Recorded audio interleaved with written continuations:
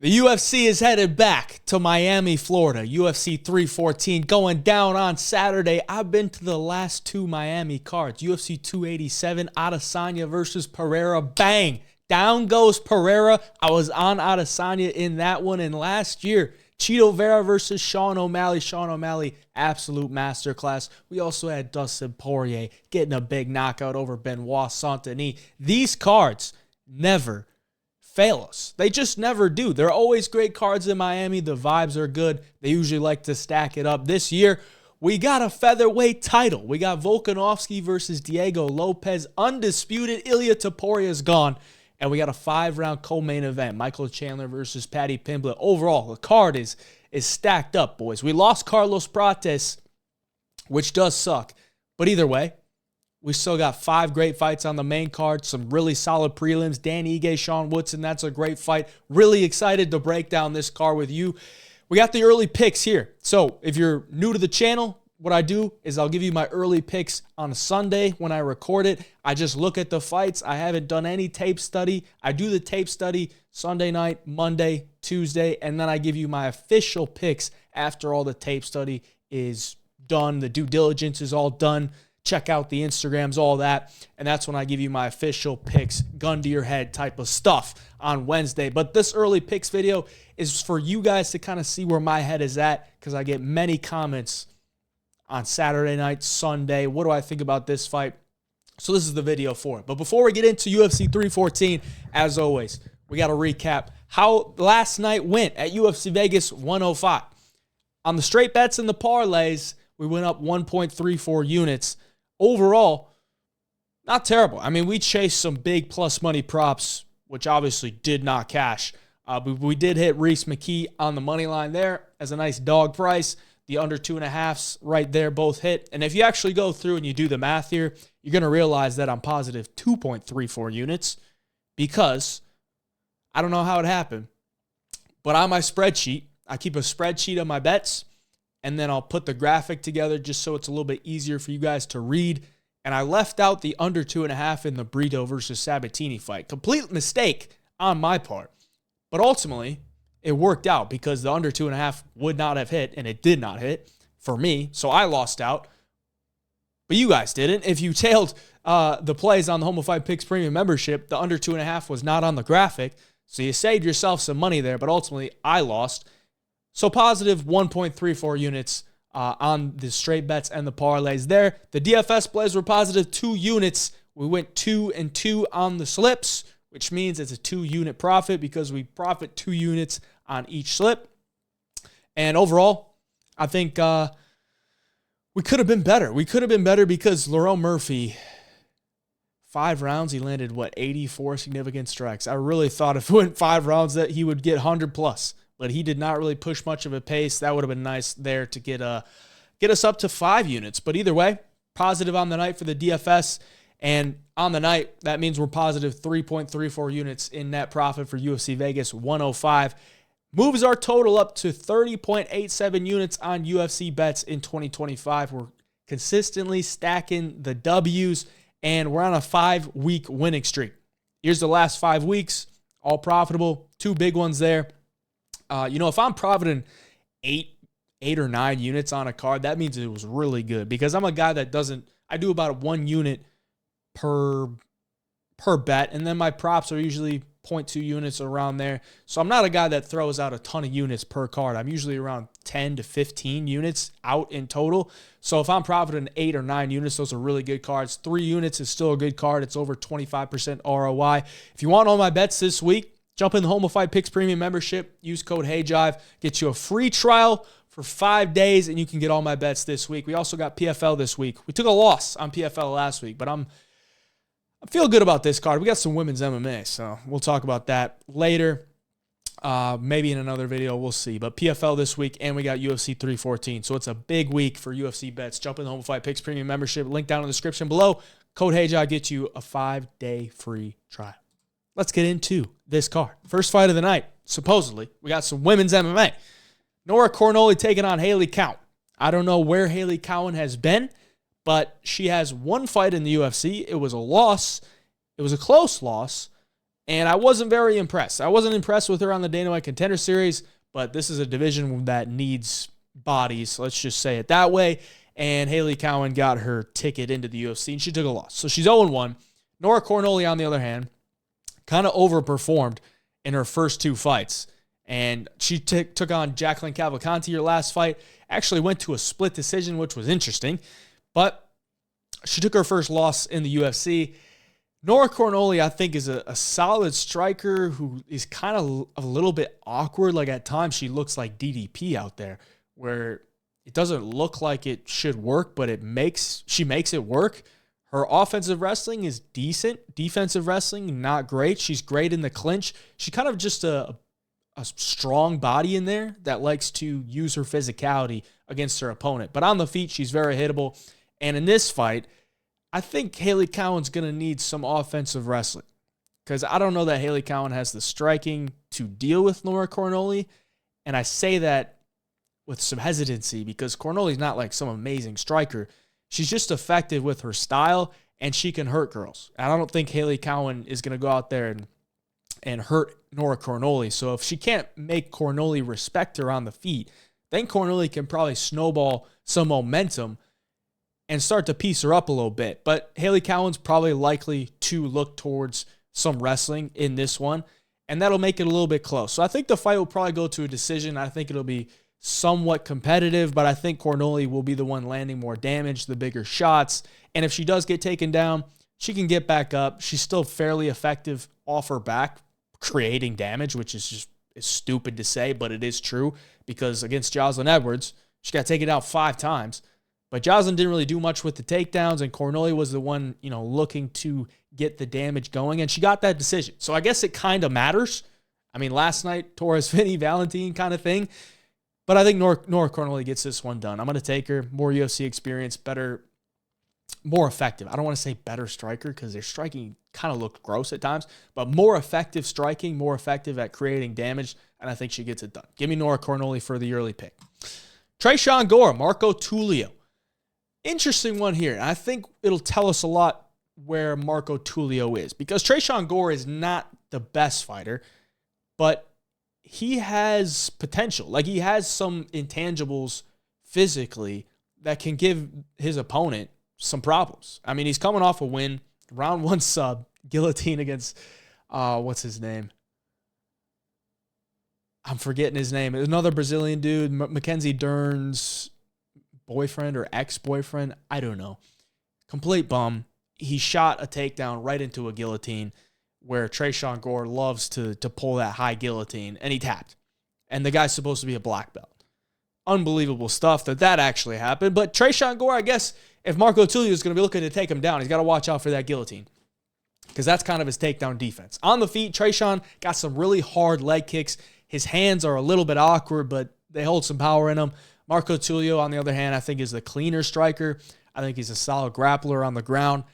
I trust his durability.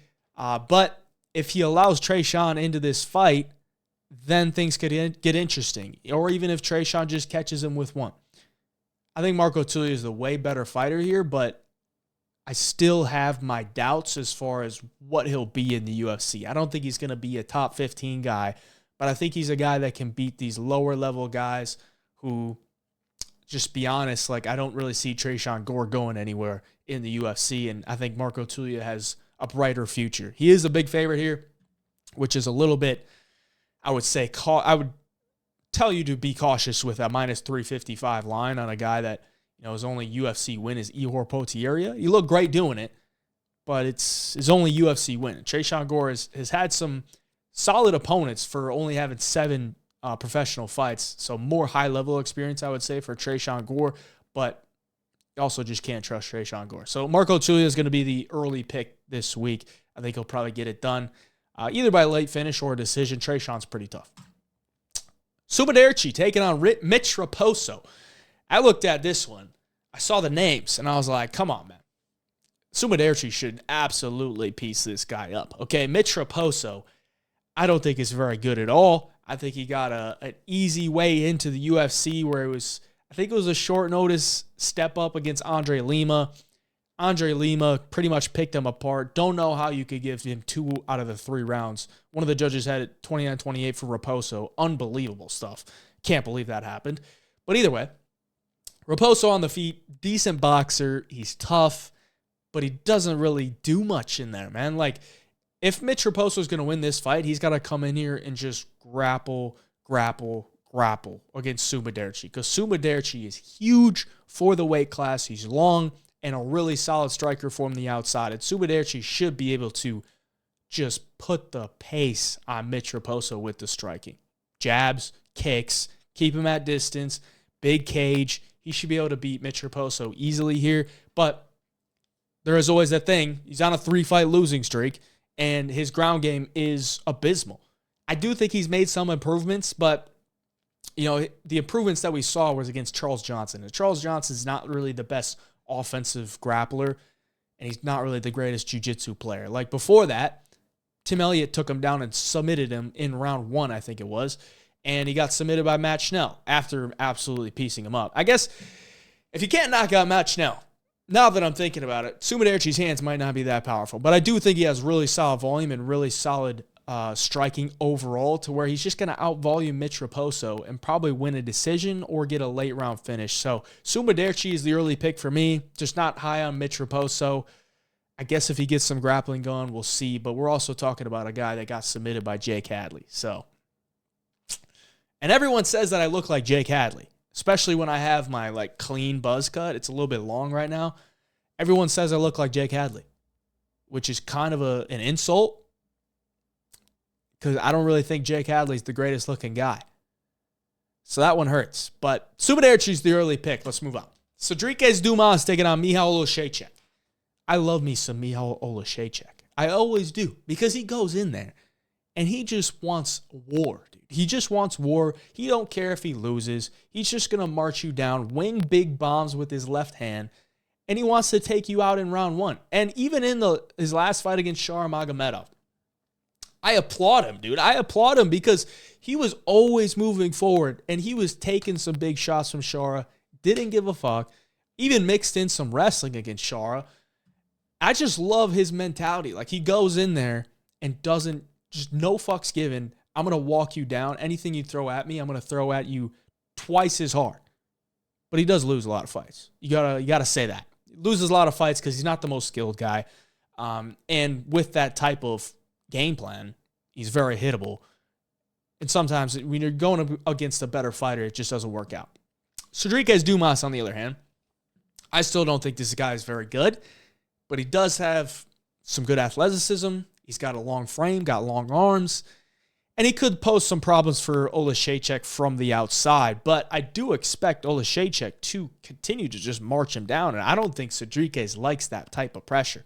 I don't think he likes a dogfight. I don't think this guy wants to be in a fight where it's blood and guts. I think he wants to keep it pretty from the outside. Anytime that he's facing his opponents and they land a shot on him, he kind of spazzes out.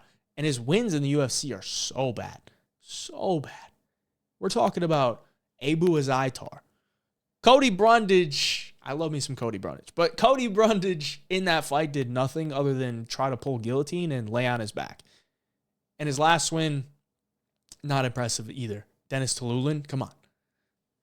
Give me Oleksiejczuk to win this one. I don't really like playing Oleksiejczuk at minus 200 lines, but I think he should win, man. I think Cedriques Dumas, if he can implement a good game plan and Oleksiejczuk is willing to oblige of like a long-range kickboxing battle, then Dumas could win. He could win that type of fight, but I just don't think Oleksiejczuk gives him that type of fight. I think he wants to make it a dogfight, and I think he'll probably be able to put the pressure on Dumas and make him very uncomfortable. So I think Oleksiejczuk gets it done. He'll be the early pick. Darren Elkins taking on Julian Erosa. I like this matchup. I really do, because I love me some Julian Erosa and I love me some Darren Elkins. Darren Elkins, the damage, unbelievable that he's like kind of made a resurgence to his career. I mean, he's 3-1 in his last 4 at 40 years of age, almost 41. I hate that for him, but he just wants to grind you out. He just lives for this. He wants to get in the octagon, take the damage, take you down, put you through hell. He's got 15 minutes of cardio. I don't know. Last fight against Daniel Pineda, he was literally just spamming takedowns, and Pineda was just trying to get him with the guillotine the entire time. Pineda will jump Gilly at any cost. Always. He's always going to jump Gilly. And that's the same thing with Julian Erosa. He's always going to jump Gilly. But Erosa has probably one of the best guillotines I've ever seen. I think Julian Erosa's guillotine is nasty. At 6'1", he's got those long arms, those long legs that he can wrap around you, hold you in it. So this is a real test, man. I think they made this matchup just to see, after Darren Elkins' last fight with Daniel Pineda, where he got put in so many guillotines, they want to see if he could do it with Erosa, because everyone knows Erosa has good guillotines. They want to see if Darren Elkins can survive the Julian Erosa guillotine. Because I can tell you right now, if Elkins looks for a takedown, if he shoots a takedown, Erosa's going to jump that guillotine. He's not going to try to stuff it. He's going to jump it like his life depends on it. I'm interested to see if he can get it. I don't know that he's going to get it, though. I'm not going to doubt Julian Erosa's guillotine, but that's just a major aspect of this fight, honestly. When I look at this fight, I'm like, well, does Erosa find the guillotine on Elkins? Because you know Darren Elkins is going to shoot a takedown, and you know Julian Erosa is going to jump the guillotine. So does it happen? I don't know. I would lean more on the side of it not happening, because I think Darren Elkins will be keen to it. But it definitely could happen. Outside of that, Erosa should be able to piece up Darren Elkins on the feet. He should be able to piece him up at range. He's the much better striker, tons of volume. But there is always the Julian Erosa chin. I mean, he's been knocked out many, many times. And not saying that Darren Elkins has big knockout power, but maybe it doesn't take much. So Elkins, possible with the KO. Pretty unlikely, in my opinion. Definitely going to be able to get takedowns on Erosa. Can he survive the guillotine? Maybe. On the feet, Erosa all day. Erosa's a huge favorite here. I don't really agree with the line because Darren Elkins at plus 300, like, he's going to go in there and fight for your money. But I do kind of lean towards Erosa getting it done just from a pick perspective because I think he wins on the feet. I think he can threaten with that guillotine. Even off his back. I mean, he's got good triangle chokes. Like, his jiu-jitsu is good. But Darren's just so keen to all these jiu-jitsu moves that he just is able to keep that top pressure and win fights that way. But right now, Julian Erosa is going to be the early pick. Moving on to some more jiu-jitsu. Chase Hooper taking on Jim Miller. Wide line on Chase Hooper. Minus 700. I think he was like minus 1,000 or something in his last fight against Clay Guida. That was an easy, I think it was a round one sub. I don't think they made it to the second round. Chase Hooper, though, big resurgence to his career since he moved up to 155. Only 25 years of age. Even at 155, like, he's 6'1", and he's kind of getting a little bit more muscular, kind of getting a little bit more stronger in there. Like, even in his last fight, when he got a hold of that waist, he was able to drag him down. And when he's on the ground with you, like, he's just so good at scrambling. He's such a problem to deal with on the ground. Even solid grapplers, like, he's just one step ahead of him. Jim Miller, on the other hand, 41. So we got a 16-year age gap in this one, and I think that's probably going to play a huge factor just because I think Jim Miller probably needs to nuke him in the first or the early second to win this one. Because I don't know that Chase Hooper is going to gas out. I think his gas tank's probably a little bit better. Not that Jim Miller has a bad gas tank, but he's just not as dangerous, going into rounds 2 and 3 unless he's having a lot of success throughout the fight. So early on, I think Chase will be looking to take him down. And Jim Miller's a great grappler who does have a really nice guillotine. So if Chase Hooper's not keen to that, he could definitely stick his head into a guillotine. But I trust Chase's jiu-jitsu to not get guillotined here. And then on the feet, I think Chase has improved his striking to kind of just be effective from the outside with his kicks and just being longer than a lot of these guys. But Jim Miller still got that knockout power. One thing at 41 years of age, the knockout power is still there. And Chase Hooper, this loss right here, was a knockout loss to Steve Garcia where he got dropped 3 times in the span of about 2.5 minutes. So it's either Jim Miller by KO or it's Chase Hooper by, whatever he wants. It could be a sub, could be a TKO on the ground, or he could just win a decision I think it's going to be a tough fight for Jim Miller. Still don't agree with a minus 700 on Chase Hooper, but I do think he probably gets it done. I'm going to take Chase Hooper for the early pick. Berna Jandiroba, Xionan. Now, a lot of people might hate on this fight, but I like it. I like it because I like me some Verna, all right? I like me some Verna because she's so awkward in there, but she is so effective. Her striking is disgusting. It is disgusting. But she just wants to grab a hold of you, get you down to the ground, and she is actually very strong. She's so strong for a strawweight. It's almost like she's just ragdolling a lot of these girls. But you got to look at some of the opponents, okay? Last fight against Amanda Lemos. Amanda, terrible takedown defense when she's facing double legs and not the best grappler. She can be submitted on the ground. Lupi Godinez, dumb. Absolutely dumb. Lupi should have won that fight if she had some fight IQ to not, fuck around with these leg locks. Dumb. Because she has good takedown defense. She could have just stuffed the takedowns and outboxed her, but she was willing to grapple with Verna. Dumb. Verna against Marina Rodriguez. Rodriguez not going to stand a chance against Verna's physicality. I think Verna has made a nice little run here, but now she's reached kind of the pinnacle, and I think Verna could win this fight. Absolutely. I mean, she's the favorite, and I think she does have a real path to win this fight.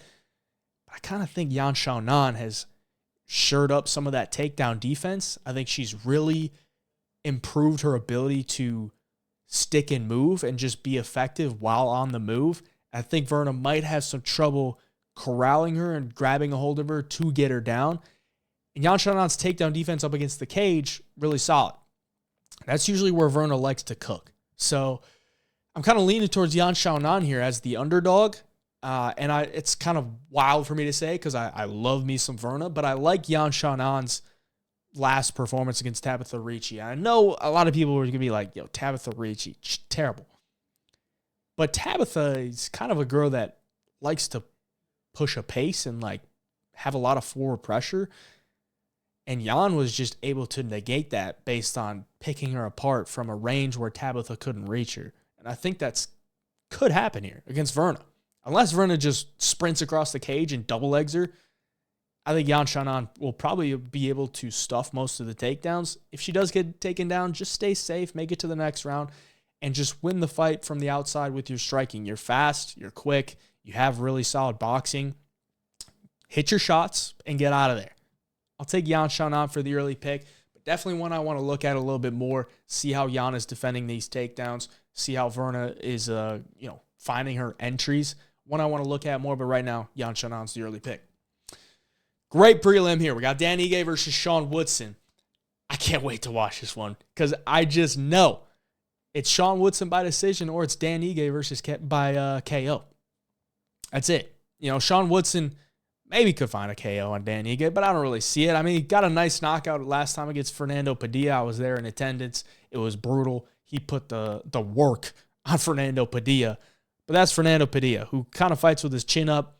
Not as good of a boxer as Dan Ige. Dan Ige is going to walk you down, wants to land these big counter shots to put you out, and he could absolutely do that to Sean Woodson because Sean Woodson has been hurt before, and Dan Ige, if he finds that shot, he puts out a lot of people. And he's been fighting at a much higher level than Sean Woodson. So I think this is a big step up for Sean. But at the end of the day,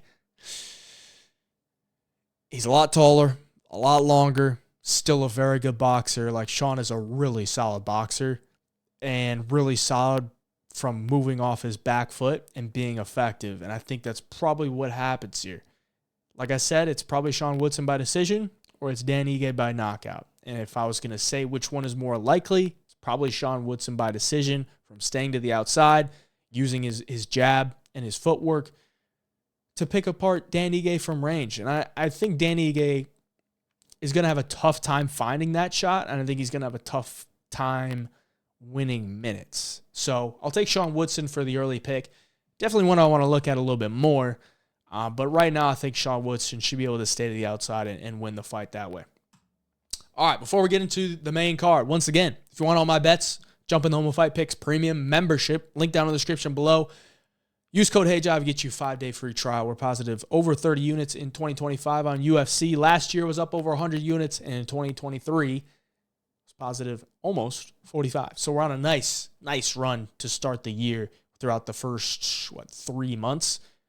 We're only 3 months in. We're positive 30.87 units. I like that. Let's keep her going.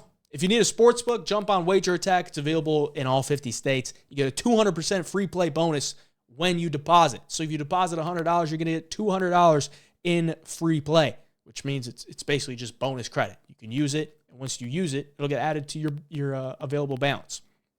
10% cash bonus on crypto deposits as well. So if you deposit with Bitcoin, any of the other cryptos that they accept, you get a 10% cash bonus onto your balance. It's available in all 50 states. It's great for UFC. I use it all the time. I was living in Florida. Now I'm in Wisconsin. You can use it in all these states. It's easy. They got some really solid props there, too. I mean, last week they had over 150 types of props. They had the exact submission methods, which is just crazy. So you can bet a fighter to win by armbar, by arm triangle, by Suloev stretch if you really want to.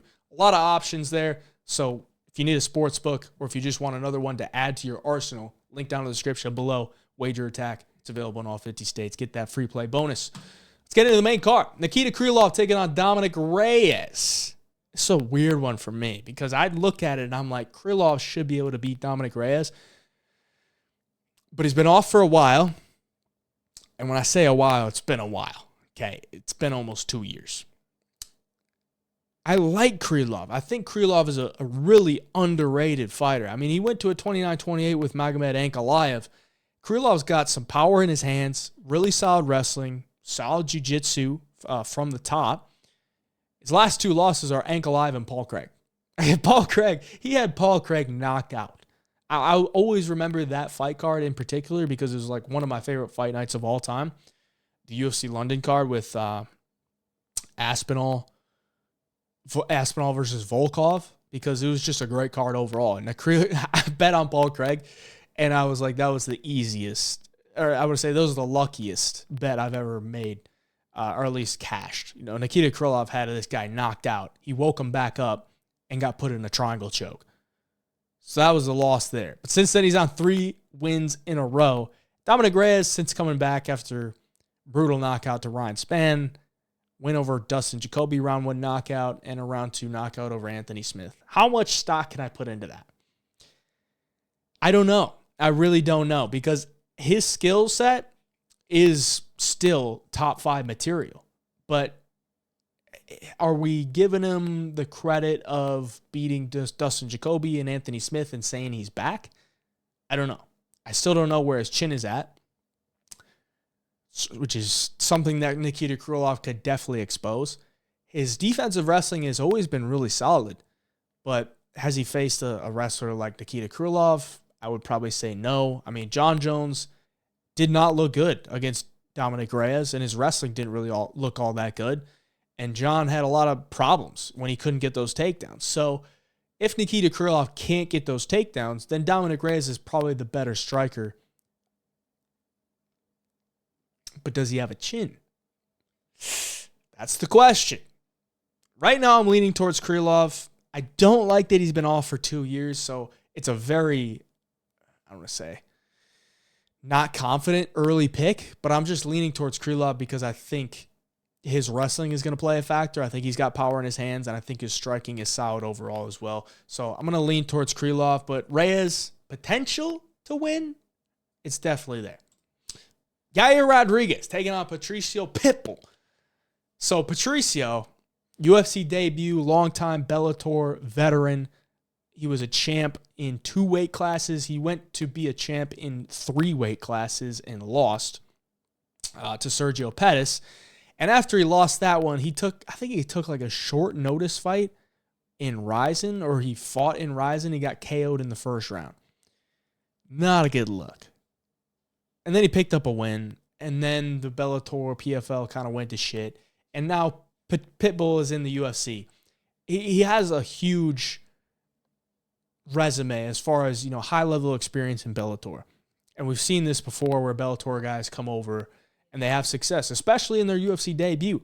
But I think this is a really tough fight. I think it's a tough fight unless Pitbull comes out here with a wrestling singlet on. Okay, because Pitbull is 37, almost 38. He's weathered. He's not in his prime whatsoever.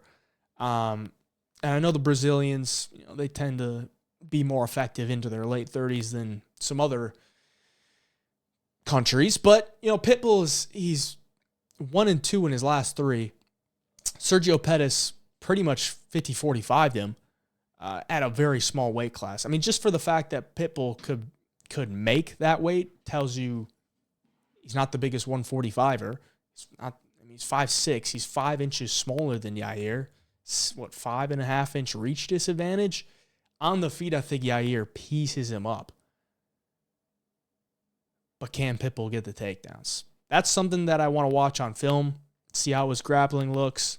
Because I know he's a solid overall fighter, but he's not a guy that just goes out there and spams takedowns. So if he comes into this one and he spams takedowns and has success with that top pressure, then he could definitely win. But on the feet, I think Yair is going to put the work on him, honestly, especially in that first round where Yair is fresh and Yair is very explosive and very dangerous. Yair's been training with Bilal Muhammad too at Valley Flow in Chicago, which is a big thing. So maybe he's really working on that wrestling, and it's definitely something that he needs to do because it's always been a problem.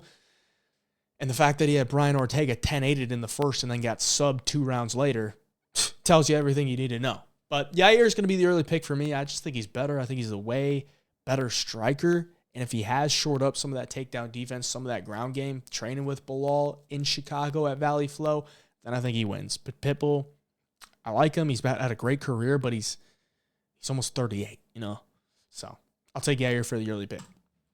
Bryce Mitchell, Jean Silva. Here we go, boys. Which side are we on? I don't know. I haven't fully committed to one side, but right now I got to go with Jean Silva. Okay, I think Bryce Mitchell, he's a good fighter, but I don't really trust him. I think his striking is effective, but it's not dangerous. And if you're going to strike with Jean Silva, then you're going to give him just more and more opportunities to find that big shot. Jean Silva, I think, is one of the best counter strikers in the UFC right now. Just the way that he puts pressure. It's like Ilia Topuria. I don't know if I said this before on the channel, but it's like Ilia Topuria. He stands in front of you. He doesn't need to throw a lot of volume to make you feel his presence. A lot of guys, if you just stand across from another one, from your opponent, there's no threat. Like, you just don't feel a threat. But these guys that hit hard and are good counter strikers, you feel the threat when you're just standing in front of them and they're not doing anything because they can explode at any moment. They can hit you with big shots and the fight could be over. Bryce Mitchell, I think he's a guy that he's been knocked out by Josh Emmett brutally. So we know he can be knocked out. But he's also a guy that I don't think has the best striking. I think it's just it's there. I think it's more so window dressing to set up his takedowns. And Jean Silva's been taken down, in his recent fights, but he fights back up. And I know Bryce is a solid grappler. I think he's a really solid grappler. But in that Dan Ige fight, he was still getting pieced up a little bit. And you look at the end of the fight where you look at their faces, and Bryce Mitchell's looks like it kind of went through hell. He still won the fight, but it looks like he kind of went through hell. And Dan Ige is a guy that, is notorious for getting taken down and held down, and that's how he loses fights. Does Jean Silva lose that way? I don't really think so. So I think Jean Silva, even if he gets taken down, he's going to get back up to his feet eventually. And when he lands, it's going to be devastating. He's going to hurt you. And he's going to put some damage on Bryce Mitchell. So damage-based scoring, give me Jean Silva. If the fight does make it to a decision, but I think Jean Silva could find the shot. Give me Jean Silva for the early pick. Michael Chandler versus Paddy Pimblett. Co-main event, 5 rounds. Got to keep track of that 5-rounder because Paddy has not had a 5-rounder in the UFC. So this is going to be his longest fight, potentially, in the UFC. Does he have the cardio? I would assume so. I think Paddy, he did gas out a little bit against Tony Ferguson, but I think he just kind of went for the finish early on and then kind of had to hold Tony down and not really look for much of a finish because he didn't have much of a gas tank left later in the fight, but ultimately won the fight, dominated. Michael Chandler, Last fight against Charles Oliveira was very disappointing. I did not understand what he was doing in there. Just immediately took the back foot and just allowed Charles Oliveira to corner him up against the cage, land these kicks from a range that Michael Chandler can't do anything about, and then mix in takedowns. And his takedown defense sucked, and his ability to get up sucked. And Charles Oliveira, yes, he's one of the best jiu-jitsu guys in the UFC, but he's a guy that likes to look for these submissions. And Michael Chandler wasn't really giving him the submissions, which is probably part of the reason that he got held down for so long. But I think that's something that Paddy Pimblett could do as well. Like, Paddy, I don't think has the best wrestling, but he's solid from range with his kicks. He throws a good amount of volume. He's got a granite chin. Younger guy, a lot more momentum. I think it's Paddy Pimblett this week, boys. I mean, I think Paddy, if he could stay safe for the first 2 rounds, or at least have some success in the first 2 rounds, I think he takes over. I think the longer this fight goes on, he takes over. Now, we did see Michael Chandler hurt Charles Oliveira in round 5, I think it was, which was interesting. It was kind of when Michael Chandler just finally decided to let something go, which was a little bit too late for you there, Michael. But Michael wasted his prime. He wasted his UFC prime for that Conor McGregor fight. It's going to bite him in the ass moving forward. If he gets a big win here, props to him, but I think Paddy Pimblett gets this one done. I think he can win the striking exchanges from the outside. Michael Chandler's going to win those big overhands, and we'll see. But I think Paddy Pimblett gets it done. One I got to look at a little bit more, but just from the age, the momentum, stylistics, I like Paddy. To the main event. This one's sketchy, boys. This one's sketchy, all right? What version of Volkanovski are we going to get? Are we going to get the Volkanovski versus Holloway in the trilogy, or are we going to get the Volkanovski against Topuria where he was fighting scared? Which one are we going to get? So he's been off for a year and 2 months it'll be since he got KO'd by Topuria, which is good for him. Definitely needed some time off to just kind of recuperate. But it's also the fact that he's trying to fight for a belt that he once lost. And I think once you've been the champion for a while, you take your losses, and then, I mean, he didn't really build his way back to a rematch. He's kind of getting a shot at the vacant belt because Topuria is moving up, so he's not really going in for a rematch. It's a belt that's up for grabs, and I think it's just very tough. I think it's so tough for these guys when they've been a champion and then they lose and then they fight for the belt again to actually have success doing it. But Volkanovski is kind of a guy that you can trust to be prepared. Like, he's going to go through and check every box. He's going to have good cardio. He's going to have good wrestling. He's going to have a decent game plan.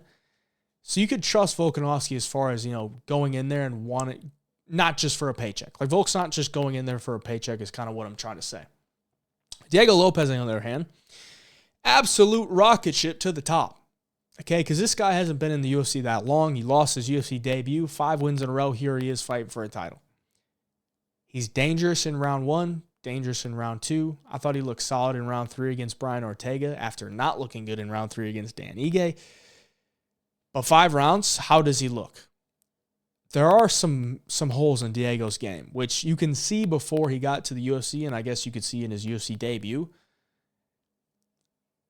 It's always tough because you get these guys that kind of rocket ship to a title fight, and then you still have film on them, which is 3 years ago, that you're looking at, and you're like, this is the guy that's fighting for the title. Like, he lost to Nate Richardson not that long ago. It's a very tough one for me. If I was going to say anything, I would say it's Diego Lopes early, or it's Volkanovski by decision. But I also think Diego could win a decision as well. Like, if he doesn't put him away within the first 2 to 3 rounds, then I think he probably still has enough success in those first couple rounds where Diego wins them. And then I think it could come down to a close decision. So I am tending to lean towards Diego for the facts of he's younger, a lot of momentum. He's in his prime. It's kind of like Paddy Pimblett. Younger momentum, in his prime, solid skill set, very dangerous. Volkanovski, older, fighting for a title he once lost. It's very tough for guys to come back to that. When I look at the stylistics, I think Volkanovski is kind of a technician with his striking, and Diego's getting a little bit more technical, but he just has a lot more ability to make you pay.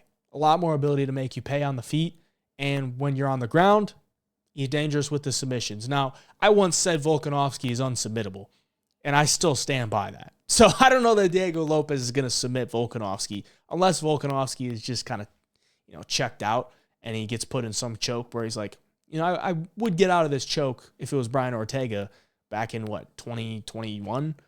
Like, I would fight out of it, but now at this point, I'm 36. I'm not going to fight out of it. I'll tap. Maybe that's the case. That's kind of what I'm getting at when I'm saying these guys are old, weathered, just don't have the same drive. But on the feet, Volkanovski could definitely wrestle Diego Lopes, but he's got to watch out for the submissions. If he does, I think he can get top time on Diego. So I think it's a close fight, man. I think it's a close fight that I think should be more around minus 130, minus 120, even minus 110 overall for Volkanovski. So I'm going to lead towards Diego right now for the early pick for the facts that I laid out. Younger, momentum, more dangerous. I'll take Diego for the early pick, but definitely one I want to look at a little bit more. And in all honesty, I don't even know if I'll have a bet on this fight. I kind of just want to watch it, but we'll see. Appreciate y'all for watching. That'll do it for the early picks video, UFC 314. I wanted to go to it this year. I was planning on going to it, but I'm now not in Florida, so not going to make the trip back, unfortunately. But if you're going to the card, have fun. Miami cards are sick. Like the video, subscribe to the channel. Appreciate y'all for watching. Peace.